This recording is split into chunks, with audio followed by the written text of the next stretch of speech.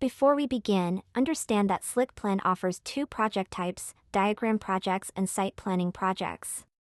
Site planning projects include modules like Sitemap Builder, Diagram Maker, Content Planner, and Design Mockups.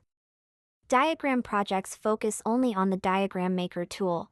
This video shows how to use diagram templates in both project types, pointing out their differences in usage. To create a new diagram project using a template, click on the New Project button at the dashboard's top right corner. Choose the Focus Diagramming project type from the pop-up window. To begin, click the Next, Set Up Project Details button and give your project a name. Expand the Diagram Template menu to access our complete library. To preview any template in detail, click the eye icon next to its name. Click the Next, Set Up Your Team button to select your project team members. Finally, click Finish and Create Project to finish. To import a template into an existing diagram project, open it and click the Import icon on the top right of the navigation bar.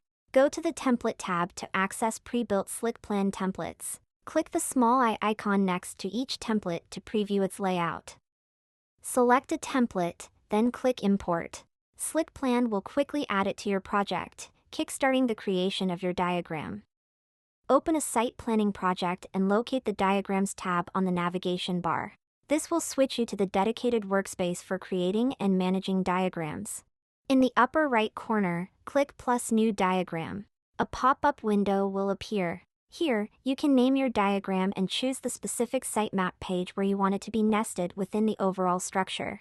Use the drop-down menu labeled Diagram Template to browse available options. Click Add Diagram to import the template to your sitemap page. For more information, please visit our support site. Thanks for watching.